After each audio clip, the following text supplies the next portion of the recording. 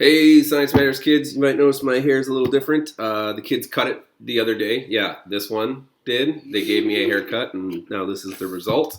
But anyway, what I wanted to talk to you about today is something called center of mass. Okay, I listed some demos that I printed for a physics class from a couple years ago for demos you can do at your house dealing with your center of mass. There's also a TED Talk video that I will link that is really good. Okay, Miss Aurora is back and wants to be in the video. Thank you, Miss Aurora.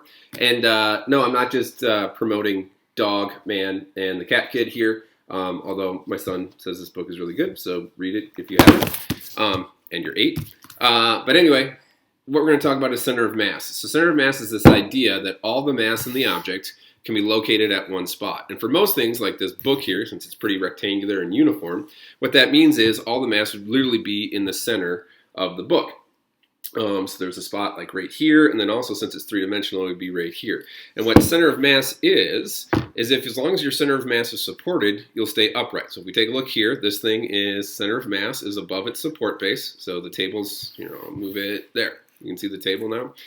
It's above it. But if we tip it just ever so much, that center of mass gets beyond its point of stability, and then it tips over. So if we go like this. Go get some more toothpaste. Okay, you go get some more toothpaste, Mr. Aurora. So we got this. Now, to make something more stable, what you can do is you can make its support base even wider. So that center of mass is here now. In order to get the book to tip, I don't know which way I'm going to have to move this to get it to go.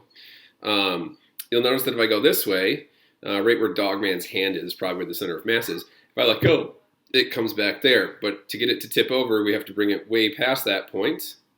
And then finally the book tips over.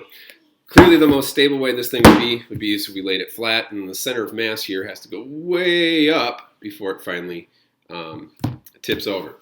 So that's kind of the idea for center of mass. However, everything has a center of mass, and it doesn't have to be uniform. I'm looking around my kitchen right now. I should have grabbed something, but I didn't. But even things that are not, everything that I find in my kitchen is literally uniformly shaped right now.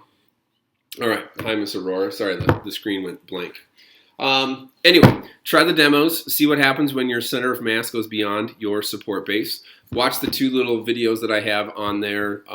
If you want, the TED Talk's only like 3 minutes, and it talks about how a guy was able to use this and start setting a bunch of world records in track and field, which is kind of cool. The other one is just a physics teacher explaining with some demos. He's got equipment that I don't have at home anymore, but I would have in the classroom. So if you want, that's another 10 minutes on center of mass. But really, just try the different demos that you have at home, and they are quite fun to do. So I hope you guys are staying safe, and we'll talk to you later. Nothing to turn in. Just let me know if you liked it or not. Just give it a try and see what's going on with center of mass. All right.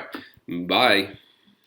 Hey everybody, I should have added something here for it. For the bending over to pick up the chair with your head against the wall, this is typically one that is, some people can do it and some people can't. So I'll let you know that I can't do this demo as much as I try. As soon as I stand up and I bend over, my center of mass extends beyond where my feet are, and I can't do it. However, this little one would probably be able to do it just fine because her body, the way it's structured right now, being as cute as she is,